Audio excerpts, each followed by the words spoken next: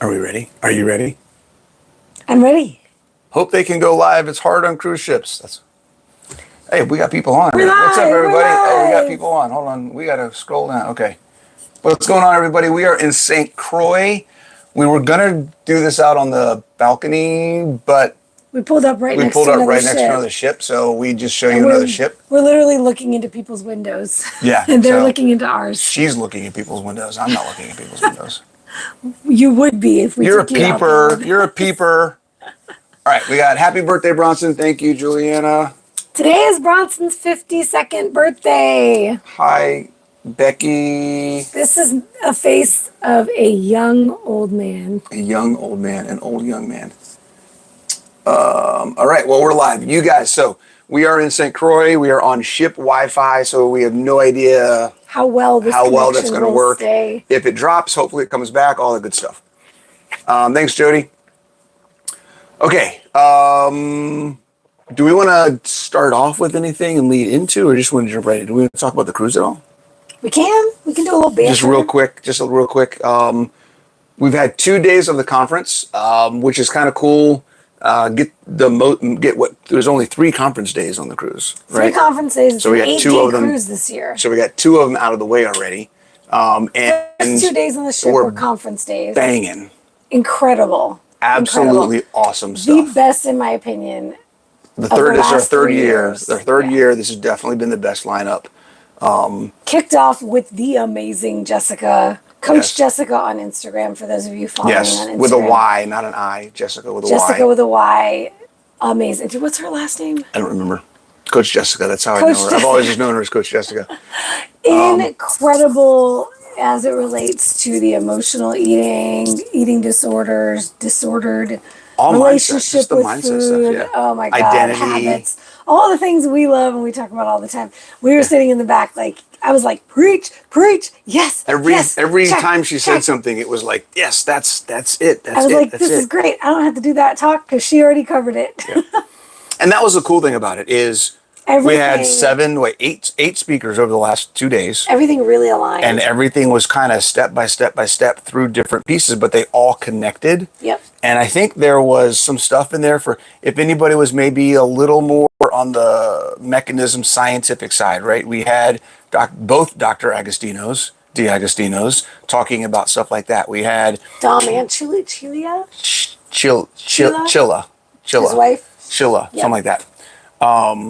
We had both of them. Brian Lenskis. Dr. Lenskis, Point, Dr. Hampton. Dr. Vega. So that was stuff. But then we also had even Dr.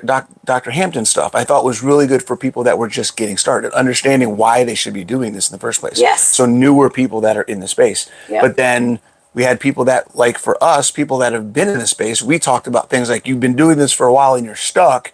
Here's why. You're thinking about it in a way that is maybe holding you back. And here's some other things to think about that can help you move forward. So whether you're new, whether you've been around for a while, there's stuff for everybody. Very pleased with all the doctors. Before I even spoke, and I spoke about the importance of muscle mass, especially as you're aging, the doctors actually said it before I even said it. I thought I was going to have to be the only one on the cruise talking about muscle mass. Oh, no. First off, you can't even... What's wrong? You gotta angle it because I'm not even in your video. What do you mean you're not even in it? I was like this. Oh. Like half my face was... Well, half of you is more than all of me.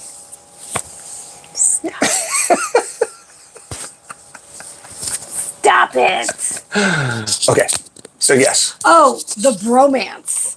Let's talk about the bromances. The dudes on this... Okay, who was it that Dr. Lenskis started talking about Ben Bickman? Yes. And then Dom D'Agostino continued...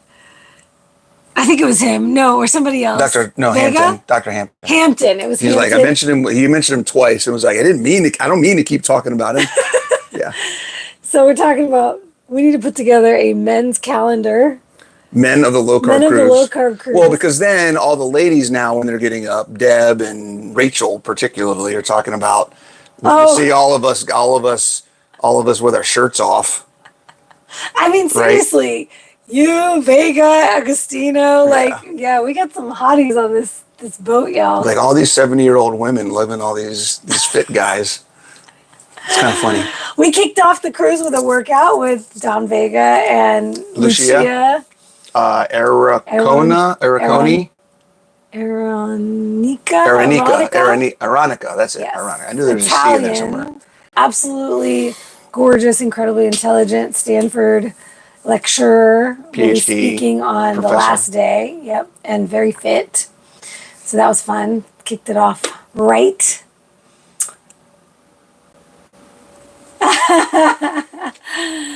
Yes. Yes. If we do a calendar, we'll figure out a way to get her in there. Maybe she'll be in my photo for May. I'll be the May model. I'll be like holding you up. I'll hold you up or something. in the like the Dirty Dancing. Yeah. Be like, the water. Okay. So it's been a fantastic time so far. Getting to meet everybody. This first time we've met face to face. Dr. Tro, Dr. DiAugustino. Awesome. Yep. First time you met. Have you talked to Dr. Hampton at all yet? No. Okay. Except for the fact that he loved my aside in my presentation. I shared my competing journey, and the photo from 2020 was the photo that got the video that got his attention. She got a booty shot that she was like her booty out, and that's what she had showing. Red heels on. Showing on the screen. The screen in Vegas when we met. I told that story. That was her mating call. And Dr. Hampton appreciated that. I'm sure he did. I'm sure everybody of the male persuasion appreciated that. Just saying.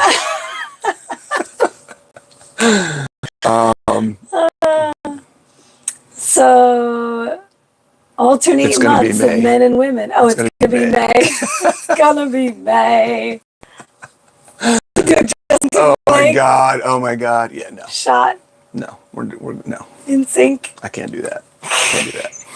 All right, so what are we talking about today? Now that we kind of recap that. Talking about, it's kind of our icks. Icks. Does everybody know what an ick is? Right? What's an ick? What's something that makes you go, nope, can't do it. Not dealing with it. Not happening. The cringe. The cringe, the creators, men talking about icks about women, lots of women talking about icks about men. What turns you off, right? Yes. I got an ick about the word ick. Kind of overused right now. Like it's everywhere you go. So for us, it's words and phrases that we hear. Honestly, it's mindsets about the words and phrases. The way that why you're saying them, why you're using them. And phrases are used. Yeah. And using correctly. Right. If you saw the thumbnail for this YouTube chat, it's one of our favorite memes ever. Yes. Do you want to say it in the accent? I can't say it in the accent. You keep using that word. Everybody knows Princess Bride, right? Inigo Montoya telling Vicini. You give my father prepared to die. But it's not that phrase. You keep on using that word. Yes. I don't think it means what you think it means. Yes. Right? Inconceivable. The cliffs of insanity. He can quote the entire movie. Yes, I played Wesley in high school, the high school play. I was Wesley. I was the Dread Pirate Roberts. Just so everybody knows. I know that sword fighting scene. Backwards and forwards, literally. Yes, and sideways in both hands. So there's a handful of things that we see on a consistent basis, whether it be influencers, other coaches, whomever putting out content on social media who are supporting these things by the things that they're saying, which that's a whole nother video. Or things that we see in our groups, things that we hear from our clients when we look at check-ins. That's a big one. We see you guys typing stuff in check-ins, and we're kind of like, whoop, there's a mindset reframe. We got to check that one. Call out word. Right. Why are you saying it that way? What is it you're really trying to get to? And a lot of these that we're going to share are things that are honest, what's the word I'm looking for? Unintentional. They're honest in misunderstandings. Yes. Yeah, because of the things that are perpetuated out there. So we're not blaming you guys that use these words. That's what you think they mean, right? So that's why we wanted to break this down. That word does not mean what you think it means. And the most impactful, the biggest one that's been on the list, for me recently, and we talked about it a few weeks ago, was the falling off the wagon. This is a good example. When we say falling off the wagon, that is a phrase that we're saying, thinking we're saying one thing, but in reality, what you're really doing is something completely different. You're not just, when you say I'm falling off the wagon, you're not just saying I went off plan. What you're saying is something happened that I couldn't control, and I was not able to stay on plan, which is absolutely false. You are always able. It is always your choice. It is always under your control. So the term and the phrase, the idea behind falling off the wagon isn't a truth, it isn't a reality. It may be a truth. You know what it is? It's a belief you have. It's a belief.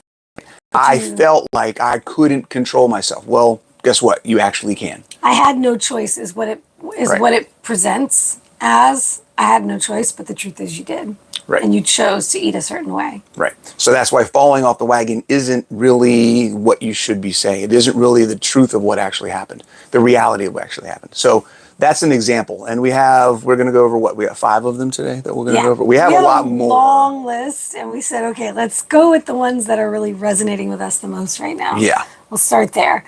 And the first one is just like the example you just gave. This one is very much about a perception or a belief you have that isn't real. That isn't real. So what do you hear when you first change your diet and you're eating healthier, whatever that might look like, whatever diet you choose, or whatever protocol you're following, because you're probably following a protocol that has you eating a certain way. And what do you say? I'm bored with my food. I need variety. Carnivore is too strict. There's not enough variety. Keto, there's things I can't eat. I can't. I'm eating the same thing all the time. I'm bored. But how much variety do you actually have when you're eating junk? Let me tell you You're this. eating standard American diet. Yeah. What do most people's meals look like? It's usually the same stuff all the time. How often do you go, when you were eating crap, do you go to the store and think about, what am I going to buy differently this week?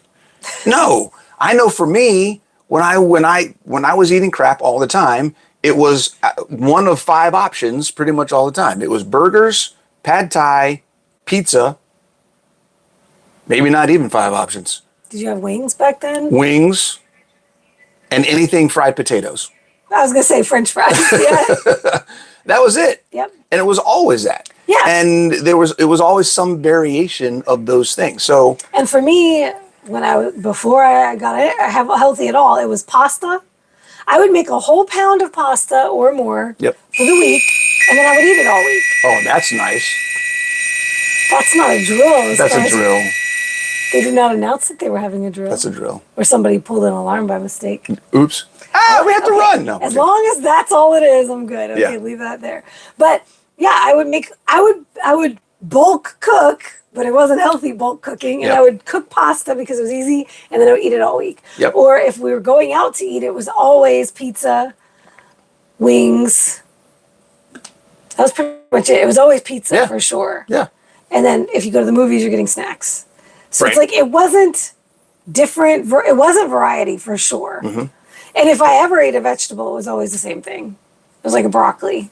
Yeah. It was like, and even when I went more healthy and I changed to a more paleo, Whole30 type of diet, it was still the same chicken, the same fish, the same roasted Brussels sprouts or spaghetti squash. Like, it was the same stuff every week. It wasn't different. And going carnivore didn't, the only thing that, the idea of variety when I went carnivore changed from what vegetable am I going to have to what meat am I going to have, or how am I going to cook it. Oh my gosh, that's my horizons expanded. Oh, that's the thing. I realized there's so many more things that I can do with meat that I never thought about before. I never used to buy steaks because I didn't know how to cook it. It's like, how easy would it have been for me to have just learned how to cook steak at home? So that is one of the things I know I've dealt with clients who they say that they need more variety, but what they're really saying when we dig down to where that's coming from, it's, I don't know how else to prepare my food. Yeah. That's what it is. It's literally, I had a client who was struggling and struggling and struggling. And I'm like, we're trying to work through what is the real block here. And it came down to, she told me, she's like, I only know how to make ground beef in a frying pan. I don't know how to make steak. I don't know how to make a roast. I don't know how to do this. I don't know how to, like, I've never learned or been taught or experienced other ways to do it. That's all I know. So it's not about the reality of variety that's available. It's what are you willing to learn or try or expose yourself to? There is plenty of variety if that's really what you're looking for. In most cases, it's one of two things. That's not actually what you're looking for. It's either you don't know where to go because you don't know how to do it. You've never been exposed to it. Or what you're really saying is, I miss the things that I really like and I want to have those. That's it. That's the other side of the coin. 100%, like 99% of the time when you're saying I'm so bored, what you're really saying is I miss pizza. Yep. But you know what? You can make a carnivore pizza. Yeah.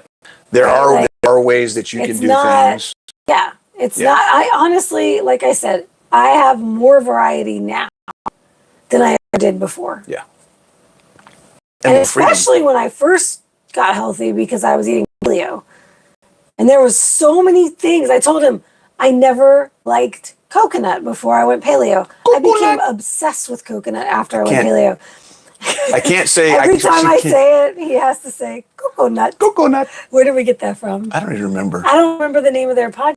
I don't even remember. I know the guys. I picture the guys' faces. It's Joey and damn. I don't remember his name. Anyways, the two Italian guys. TikTok. From Jersey. Are they from Jersey? Jersey or New York? New York, something like that. Yeah. Yeah. So most of the time, it's ask yourself, okay, if I need more variety, what else can I make within this way of eating that I've chosen? Guys, YouTube is fantastic. What can I learn? Type anything into YouTube and say how to cook a blank, and it will come up with something that will teach you how to do it. These days, oh my gosh, when we did it, there were not a lot of options. And honestly, I'm still grateful for that. When I first went paleo, I just learned how to eat food without a bunch of crap on it. Mm-hmm. Because even when growing up, when we would make chicken, it always had a sauce on it. It was always covered in a sauce. When I learned how to taste real food and enjoy the taste of real food, salmon with olive oil and salt. What have we learned this trip so far? Steak tastes really good rare. No. Naked meat is the best meat. I like my meat naked. We're going to have t-shirts. Naked meat. That's the way they call it on the cruise ship. When you order your meat without any sides. Or toppings or anything, well, they've right? still been adding the damn toppings people and sauces. The gravy or whatever. They think naked means no sides. No, right. Well, when I told him last night, I was like, that's not naked. He was like, what? I was like, no, there's gravy on top. Take the sauce off. Take the sauce off. And it had the crust still, the salmon still had the crust. But they probably just unpackage it that way. They make that all together. So we just scrape it off when we have to. But yeah, really good. And rare. That's where I learned to appreciate rare cooked meats. Medium rare. No. Rare? Well, the last year's cruise, the lamb. Oh, right. The prime rib came out rare. And I tried it anyway. And I loved it. And I've always liked more medium. But I've been ordering everything medium rare on this trip. And it has been amazing. Mm-hmm. The tenderloin 2 nights ago. The tenderloin was fantastic. Even last night, the roast beef was pretty good too. And last night's New York strip. The first night it was overcooked. It was better last night. Was definitely better. Yeah. So that is variety, guys. Variety is probably not what you're really looking for when you say you need variety. So do a little bit of search with that. With all of these things that we're going to talk about, let's just this. We're going to give you our take on what these things really mean and what we see people at the root cause of where these statements and ideas are coming from. So for all of these, we're going to talk about it. I'm not going to say every time, figure it out, do some self-digging, do some self-evaluation and asking questions of yourself. Just assume that's where, for all of these things, you got to do some of the self-work and build some of that self-awareness of understanding why you're thinking this way if this is where you're at. Yeah. And stop with the I can't have. We didn't put that on the list, but this concept of I can't have. Well, you said it in your talk. Did I? Do you want to focus on what you're losing or do you want to focus on building? What you're gaining. What you're gaining. Yeah. You focus on what you're gaining out of this process. I was talking about it as it relates to muscle and fat loss, but it applies to food as well. Yeah. When I can't have ribeyes anymore because I'm eating lean.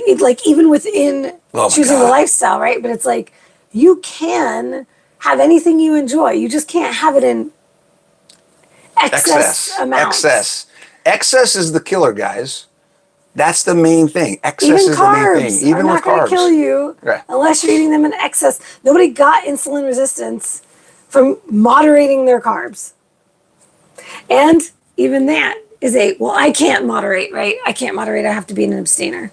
Well, now we're getting into there's a whole nother. Have that one on this list this week? No, that goes into the whole identity claiming freedom. One of the things I loved about Jessica's talk. Right? And all the talks will be shared on the Low Carb Cruise YouTube channel, so you can look that up in advance. Start following them in advance so you can be prepared for that. We're definitely going to share ours when they come out. I'll probably share Jessica's in my group Jessica's is going to get shared a lot because she hit every friggin' button. It was awesome. Fantastic.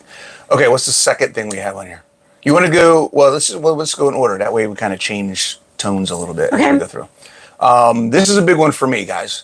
And this is actually kind of, I think, a big one for you too, because neither of us do cardio. But we do cardio. And here's where the word cardio, I want to clarify to everybody listening what you're actually saying. When you're saying you're going to do cardio, you ready for this? You are not talking, you may think you're talking about, but you are not talking about the exercise you're going to do. What you're talking about is the system in your body that you're trying to improve. Cardio is not running. Getting on a treadmill and walking, or getting on an elliptical or a rower or a bike and doing those activities are what we call monostructural. They're one movement, they're one exercise that you do at a low intensity for a long period of time, right? It's very single-minded, single-focused. That is a type of exercise. The system that exercise improves is your cardiovascular system. It improves your heart health, your lung health, how your body moves your blood around your body, and oxygen and all that kind of stuff. Become known as because exercises. They are the easiest way to improve the markers of VO2 max and oxygen uptake, which are cardiovascular markers. Okay, but check this out. The more impactful way to improve your VO2 max and your oxygen uptake is to build muscle and to exercise in a way that you improve your muscle and lean mass. Okay, you can improve. Ready for this, guys? You can improve your cardiovascular health by lifting weights. Like Arnold said, lift weights faster. I lift weights faster. Okay? It is absolutely a thing. So if you do some research, go to your Googles and type in cardiovascular benefits of weight training. And I guarantee you, everything on that list is going to be almost identical to the list as if you put in cardiovascular benefits of running. They will be almost identical. All of the same benefits. You can improve. There's markers we look at. VO2 max, we look at stroke volume, how much blood is pumped by the heart per pump, how strong that stroke is, how strong your heart contracts. We look at the beats. There's a lot of different things. We look at the number of capillaries in your blood, in your muscles, like how much blood can get to your muscles. All of those things are increased. Mitochondrial density is increased when you have more muscle. Like everything gets better, just like if you are doing cardio exercises. So the idea of cardio, then the mindset the shift we want you to make in your head is that weight training is cardio. If you're thinking about cardio as a type of exercise. Supporting your cardiovascular health. And you get an added benefit. This is the cool thing I love about weight training.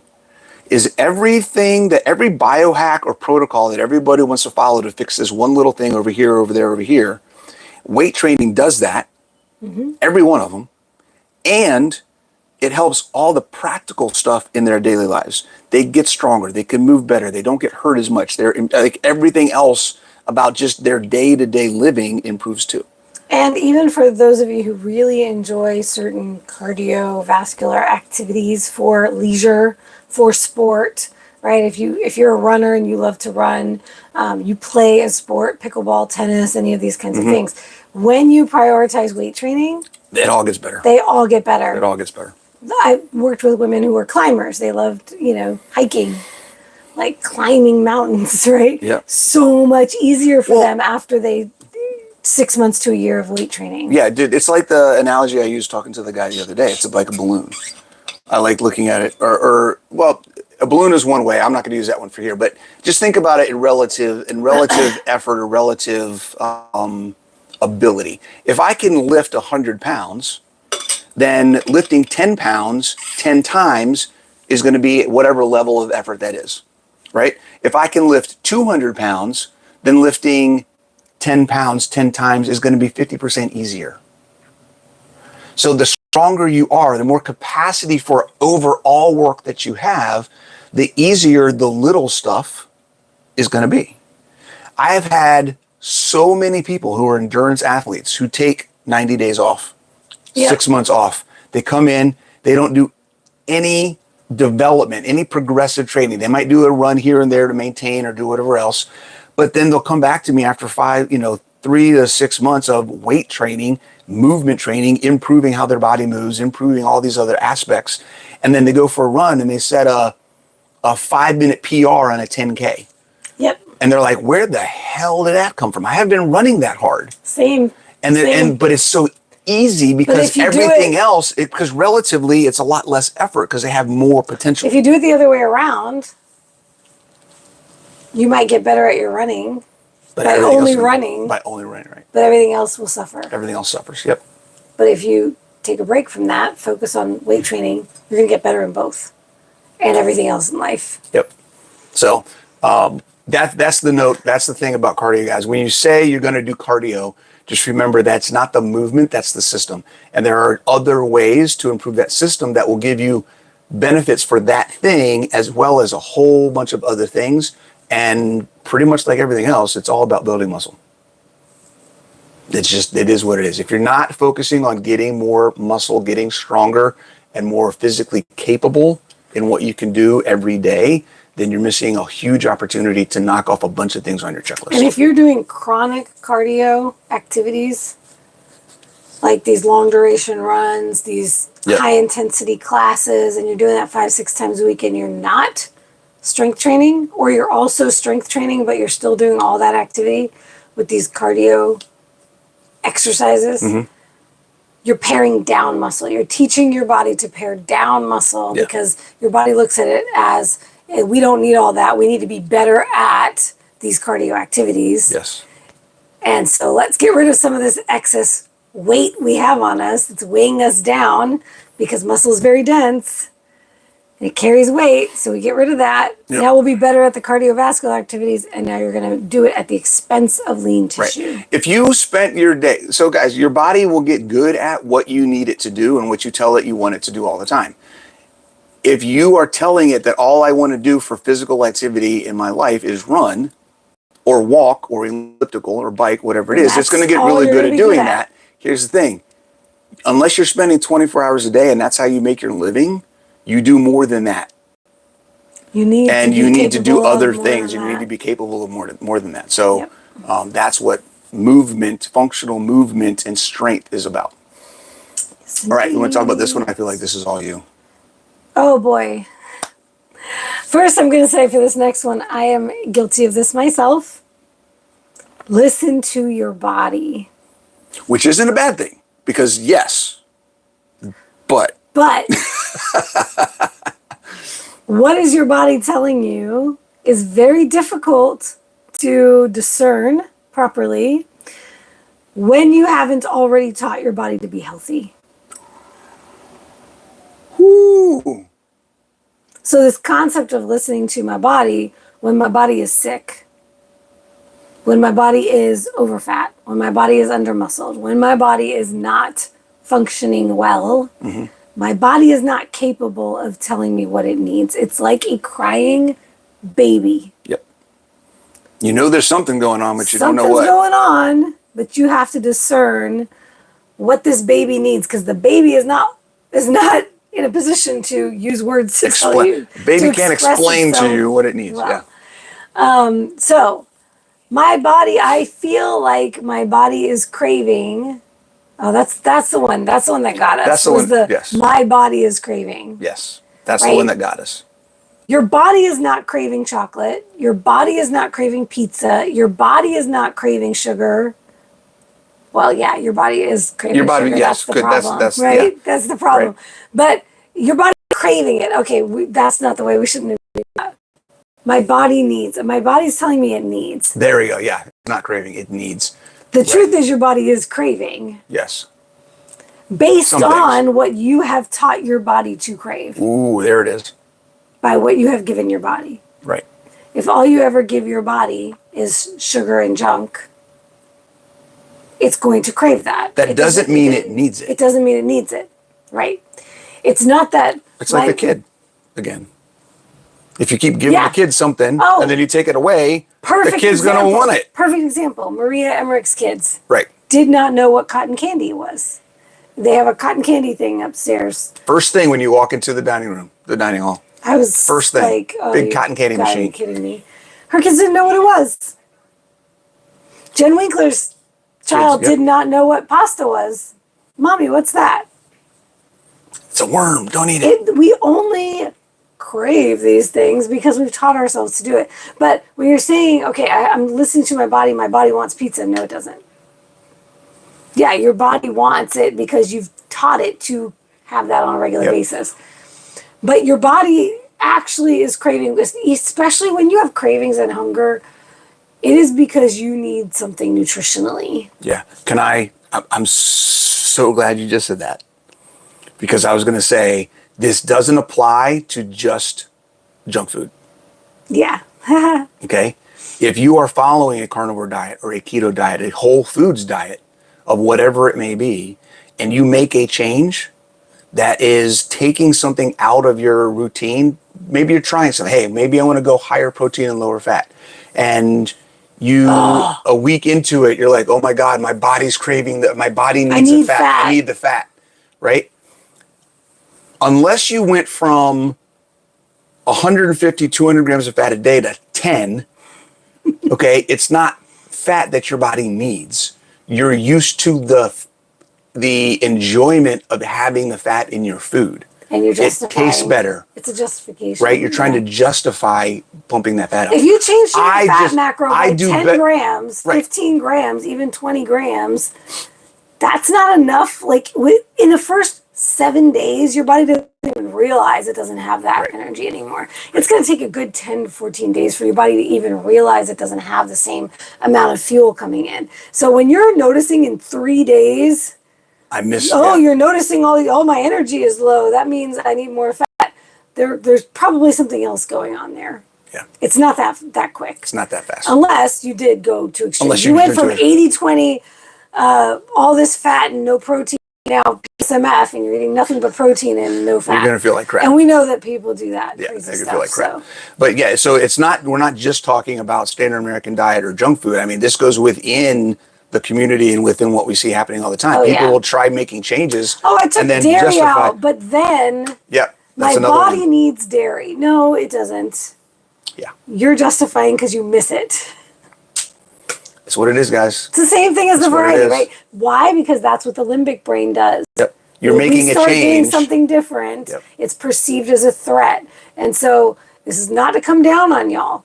You have to be so aware of this limbic brain because any change you make, you have to be prepared for it to throw every excuse at you, every argument to convince you to go back to the thing that you enjoyed doing before. Your mind and your brain. Your brain wants you to stay where you are because that is a safe place. Because it's familiar. If you're going to change something, it's going to give you reasons to not make that change. Okay, so understanding that it's doing what it's supposed to do. It's trying to keep you safe. Okay, but we're not living we're not living where we have external safety issues, external risk being thrown on us with lions trying to attack us, or not having a hut to live in or a cave to live in. We're going to have a famine, whatever it may be. We're not living in that. Everything from a survival perspective is provided for us. So we have to create our own challenges, which means we have to fight our own inertia. Woo. Okay. So in order to grow and expand, we have to push ourselves through that and understand that our brain is going to fight that. Because we're making it happen ourselves. It's not happening to us. Yep. Yep. So be aware that all that chatter is going to come up when you make those changes. And that's what a lot of these sayings come from. Yeah. So, all right, we're going to switch gears here.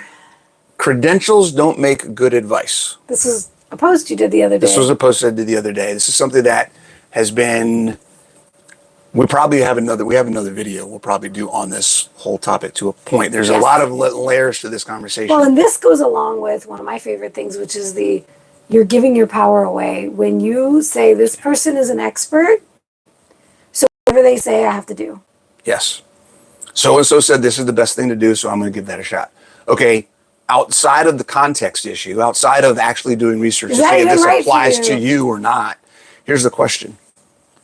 Who is the biggest expert on your life? There's nobody else on the internet that can tell you more about you than you.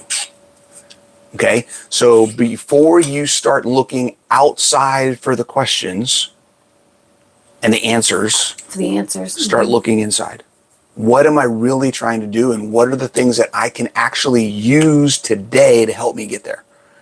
Okay. Just because someone has a credential, you probably have signed up for more than I have. Right? Between the two of us, she likes to collect certifications and not complete them. But between the two of us, we probably have 30 plus so many certifications, trainings, not to mention conferences and CEUs and seminars and we all just of love the different to get things, educated, right? Though. That's but what it is. That doesn't mean anything if the stuff we're talking about doesn't apply to you. Yeah. And some of the stuff, guys, some of you listening, nothing we're talking about applies to you. That's how it works. Yeah, that's how it works. There's never going to be where there's an influencer or an expert that everything applies to everyone, or even one thing applies to everyone. Yep. Never. Except your new book, and except for me, because I'm special. And what you spoke about on the cruise this year, which is how to apply your context to anything. That will apply to everyone because that's teaching you how to do what we're talking about. Yeah. Which is not just saying this person has a PhD, this person is a medical doctor, therefore their advice trumps anything anywhere else, and I need to listen to everything they say. Especially when it comes to the damn PhDs and the medical doctors. Yeah. It's just like we all used to before we came to this alternative lifestyle. What the doctor said went. Right. We didn't question it. Of course, a lot of people are still stuck in that. Yeah. Just, doc, here's my symptoms. Tell me what's going on with me. And that's all it was. They never asked more about your background. They never asked about your diet or lifestyle. You told them your symptoms. They either give you a diagnosis, they say, I don't know, or they give you a pill. And that we would take that. And what are people doing now with the guru doctors online? Oh, same thing. Whatever they say is Bible. Yeah. And I have to follow it. Right. They're an MD and they've got 10 million viewers or subscribers on their YouTube. So they must know what they're talking about. I'm going to listen to them. They've got a best-selling book, so they know what they're talking about. So I'll do whatever they say. Regardless of whether they tried it and it works. Right. Little rant. Most of our clientele, I would say close to 100% of our clientele, we have them as clients. They're in our programs because they've been listening to doing what other people in other communities or influencers have been saying to do for years without applying their context and looking at realistically what makes sense for me. How can I fit this into my lifestyle and have success doing it? And that's what we help people do. Yep. Because there is no one size fits all. That's why they get results with us so much faster and better than they ever did for years with these other protocols. Because they were giving the power to the protocol. Yeah. Yes. And the authority figure or the influencer and applying that to themselves. Oh, it worked for them, so I have to do that. Yep. Yes, there's a lot of nuance. Yeah. Right. N equals 1. And we were talking about this at breakfast this morning. There's a difference we're gonna go on a whole nother freaking thing. A credential doesn't make a coach. Oh yeah, this is the big piece here. Okay. A credential is a way that you can vet someone to see if they have knowledge about the topics that you are interested in. Knowledge does not mean application. Okay? And when I talk about application, what I'm saying is a coach is someone who has knowledge and understands how to apply that knowledge to the individual context of the client that they are working with. If they cannot apply that information and their experience to how they can help you in your specific scenario, they are not a coach. Do not call someone a coach who is not helping you with your problems. Just because someone has a group program where everybody comes in and follows the same protocol and there's no modification or individualization in that protocol, doesn't make them a coach. And y'all, there are lots of doctors out there, functional doctors, who will just run you through the exact same protocol they give to everybody else.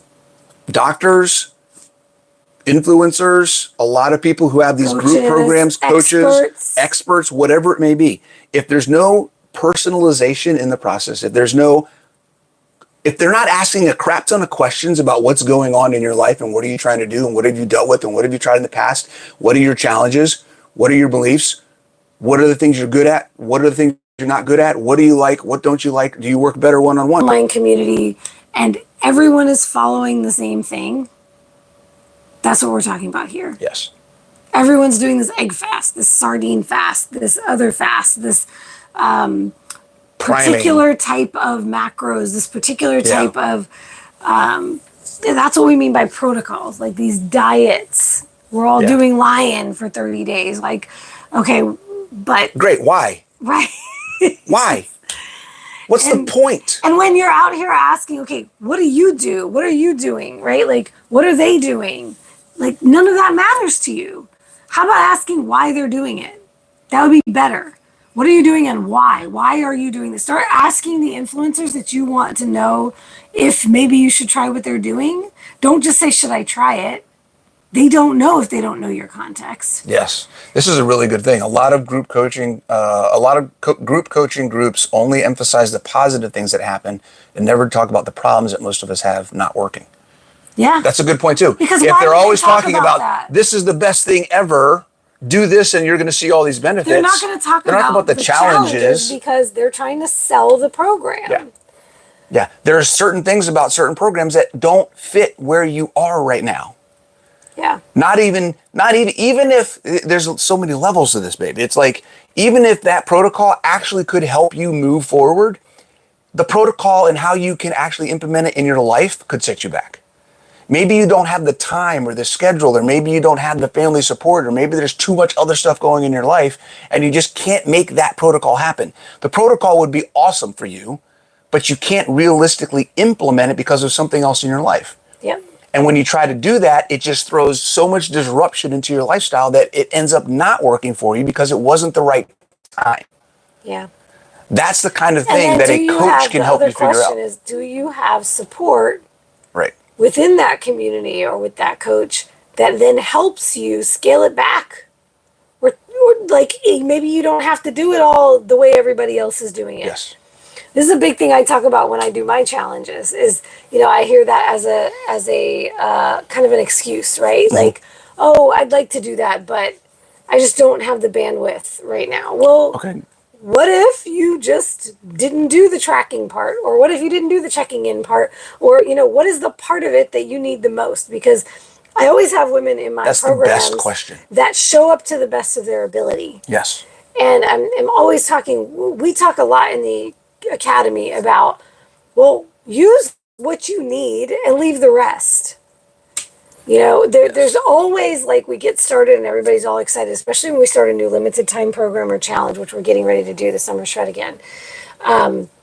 They get all excited at the beginning of They get all this stuff. And then it's like, oh, I'm overwhelmed. It's like, okay, well, what's most important for you right now? Right. Let's focus on that. You don't have to do everything 100%. Yeah, and it's the same thing in the boot camp that Michelle and I are running. It's like, people come in and they're like, the app is confusing. I don't know which workout to do. How do I put my check-ins in? Where's the group? Whatever different things about the logistics of just participating in the program, they start getting overwhelmed and freaked out. It's like, look, take a step back. There's no expectation that you have to do all of this all at once. And then even when it comes to what are the changes you want to make, just because we offer a fitness program doesn't mean you have to start using it right away. It's a 5-day a week program. Okay, you want to do something? I tell people all the time, if you haven't been Start doing with anything, 1 day a week. just do the warm up 2 times a week. Yeah. Just to get in the habit of starting to do something. Screw the rest of it. Yep. Right? So having that ability, and that's one thing I like about our programs. They're group programs that offer individual support. Yes. Which you don't see in a lot of group programs. We have a framework that we work people in, and we have things that we want to make sure that are being met so that we can help people work through the process for themselves. But we also provide the mechanisms to have individual conversations and individual feedback and say, what's going on with you today? How can I help you? Yep. And that's something that's different the than a lot. mindset is like, oh, I can't do this 100%, so I'm just going to check out. And that, once again, is... We don't want that. That's the Why join the brain. program if you're going to check out, right? You need to be able to have that support of Yeah. adapting it to yourself. Exactly. You had a question about how to join somebody was asking how to join my group. Yeah. Check out my website, nataliejgrasso.com. Keto Bikini Academy / Keto Bikini Academy. Or just go to the website. It's in the drop down for services. I'll be posting the information about the Summer Shred and Restore Challenge, which is starting July 1st. But the Academy is open now, and this is the best time to get in because you'll get that best rate, and you'll be able to stay for the challenge without paying anything additional. If you're on YouTube, check out Keto Bikini Secrets on YouTube, and I have all the links there where you can find under every video. And on my Instagram, the Keto Bikini Pro, all my links are in my bio. You can find it there as well. Yep.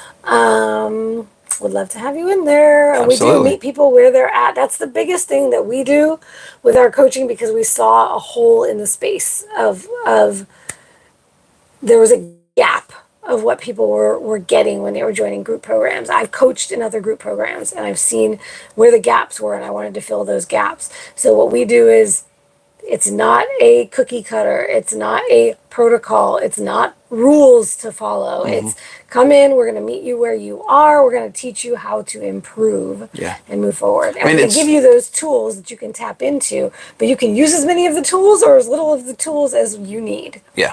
I mean, that's where the whole idea for the book came from. Yeah. Right? The whole idea for the book came from, us working with people every day and hearing stories of, they told me to do this and it didn't work. They told me to do this and it didn't work. And it's like, well, why did they tell you to do that? That has nothing to do with what you're trying to do. Well, that's what their program is. Well, right? So I want to... Check out this question. I love it. Does your academy have women in their 60s? Yes. Does it ever? Yes. You will be in good company. Let me tell you, my presentation yesterday on the cruise was mostly stories of my women who have completely made massive transformations in their health and their bodies in their 40s, in their 50s, in their 60s, in their 70s. Yeah. Guys, my mom is 70 years old. She didn't get started until she was 60. And she loves it. She loves eating meat. She loves deadlifting. She loves all of it. The coolest thing was at the very end, I shared Tina's story and I shared her transformation. I met Tina on the cruise 2 years ago, and she was 60 at the time. I think she's actually 63 now, 62 or 63, got on stage. Yep. And most women who come to me, I also had to explain, I don't mostly work with competitors. I had one competitor last year, and it wasn't Tina. Tina worked with another group to do that. But most of my women will never get on stage. Yeah. It's not their goal. Yeah. Juliana was my first example. Juliana, I can't wait until you see this. The presentation. She shouted you out, Juliana. Girl, you got so much applause in that room. She came to me and said, I will never wear a bikini. You're not getting me in a bikini. Less than 1 year later, not only did she wear a bikini, but she was featured by the brand in their marketing, she can now call herself a bikini model. Juliana, the bikini model. Who would have thunk? So never say never. You never know what you're capable of. Never. It's awesome. So yes, guys, individual context is most important. If the program or the person you're working with isn't getting your context, then you are in a cookie cutter program. You are not in something that's going to work optimally for you. That's just how it goes. All right. One more. You want to go for the last one? Yes. We see this a lot too. This is pervasive, not even in the space. This is just the health and fitness space in general. Space in general. Yeah. I had this question in my group recently. Do I need to confuse my body? I heard that I have to create muscle confusion by doing different workouts and every other week. Or every once in a while, it's okay to introduce something into my diet to keep my metabolism guessing. Oh, yeah. Keep my muscles guessing, keep my metabolism guessing, keep my body confused. Yeah. Here's the thing. Your body wants to maintain homeostasis. So it is going to fight back against these things, and that can be detrimental. Yeah. Well, here's okay, the most common sense way I can think to describe this is, when has confusion ever been a good thing? Yeah, what are you capable of when you're confused? When you're confused about something, how much can you actually get done? It paralyzes you. It stops you right in your tracks. Mm-hmm. Right? It's like the body has to stop. The body has to stop and refeel, okay, what the hell is going on right now? So not that confusion actually is what's happening. That's a whole different, we can get into the mechanism of what's actually happening. But the idea of confusing your body it's like having a cheat day. Cheating isn't good. It doesn't help you. Cheating on a test is supposed to help you pass the test. It's not doing something that's harming you from the moving forward perspective, as opposed to how we use it. I'm going to cheat, so I'm going to do something that's going to set me back. It's the same thing. It's counterproductive. It doesn't make sense. And that's not right. In the context of diet, we hear it as it relates to refeed days, right? They call them cheat days, and they're thinking they're confusing. They're like, that's not the mechanism. That's not why refeeds are used. Mm-hmm. And refeeds used correctly are not cheat days. They're very different than that. They're more calculated, and they're for a purpose, and it's not confusing your body. That's not the goal there. When you change your training programming, it's not to confuse your muscles. It's intended to progress your training. So if you're just throwing random workouts at it, you're not actually progressing anything. Yeah. It's not there with an intention. Yeah. The idea of progression means always moving forward, or having let's take always away. It takes the expectation out. It might be a new stimulus. It's a consistently moving forward. Okay. That doesn't mean there's some setbacks and things happen, whatever else, but consistently over time, you're moving forward. When you stop that to do something else in the effort of confusion, you are intentionally going backwards. Oh, perfect example. Could you explain why CrossFit might have a different workout every day? Is that supposed to be to confuse your body? No. So there's a difference between, well, now we're getting into random versus very varied. Thank you. Right? No, explain that. Okay. So there's a difference between random workouts where you're just picking things out of a hat. Okay, I'm going to do this today, I'm going to do that today, and varied, which is intentionally designing a variation of workouts to hit the broadest range of functional requirements as possible. So for those of you who never understood, planned out. That functional fitness or CrossFit is not random. There's actually strategy. There's a reason that they're doing what they're doing. Yeah. So when you look at a CrossFit gym and you look at the workouts and you're like, that's kind of random. They're doing all kinds of this different stuff. It's with a plan. There is a specific formula that is used when we put workouts together. That's like, we're going to target these things, because here's the thing in CrossFit, in functional fitness in general, and I say CrossFit because they're the methodology that's kind of brought all of this into such a way that it makes sense. There's 20 different aspects of fitness that we're trying to hit. You can't do that in one workout. You can't do that in one style of workout. You have to do a bunch of different things to get these, everything from different types of movements to working fast, working slow, working short, working long. There's gymnastics movements, there's body weight movements, there's weightlifting movements, there's kettlebell stuff, there's dumbbell stuff, there's barbells, there's so many different varieties and variations of what the human body can do, that in order to over a period of time, and that's the biggest thing when we talk about this, guys. Every time I hear somebody talking about confusing my hand's cold, isn't it? Your hand is freezing. Every time I hear somebody talking about confusing their metabolism or confusing their body or muscles, it's in an effort to speed up the process. And to do something quick, like, oh, I'm going to get this quick benefit from it. That doesn't work. The reason CrossFit works is because it is varied with intention, with the assumption and the expectation that we're working over a long period of time. Ooh, I love that. We've got time to fit these things in if we take our time and plan it out accordingly. And we can progress accordingly. While I work this one thing, I can work it really hard and get the intensity up. Then I can move on to something else that's on this long list of things to do. While I'm doing this, that is completely separate from this other thing I did yesterday. Guess what this thing is doing? It's resting. I can do a high intensity, short effort work. I can do a sprint workout on Monday, and then I can come in on Tuesday and I can do heavy chest. Let's just say random, not related to each other at all. And while I'm working one, the other one is resting, and I can vary and do something different every day if I wanted to, and never overtrain, and over time get all of the things that I need from a skill perspective, from a strength perspective, all the different things. So confusion is, I think the root of that a lot of times is people are trying to hack their way to progress instead of just following the process. This is the root. Right? It's the limbic brain yet again. Yep. Justifying doing these other things. Instead of just following. Guys, doing what works is boring. Oh my gosh. Fall in love with the boring work and you will have the best success you have ever seen. Flashy, quick, sensationalized, what you see. Quick fixes. If you see a fitness influencer doing an exercise saying this is the best thing for whatever, immediately don't do it. Don't do it. Okay? Oh God, Tony, that's a whole nother. That's a whole other ick.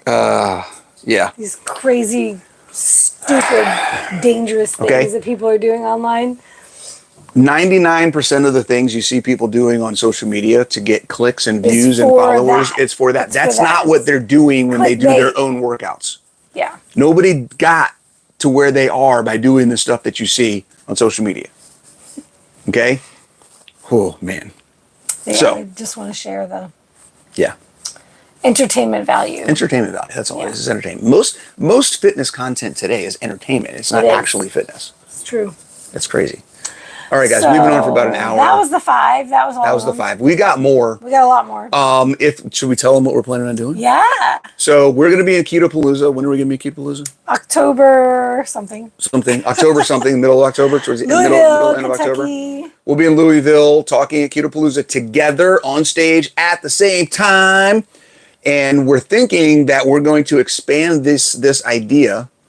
We have, 15 more things on the list. We got about 20 plus, and we're going to keep adding every day. It's like, add this to the list.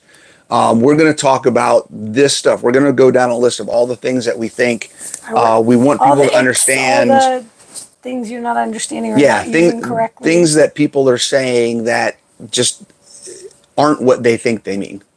And that's going to be pretty much, we don't know what we're calling the talk yet, but maybe that's what we call it. That doesn't mean what you think it means. That's what we should call it. We could do that, yeah. What do you think, Autumn? Are you listening?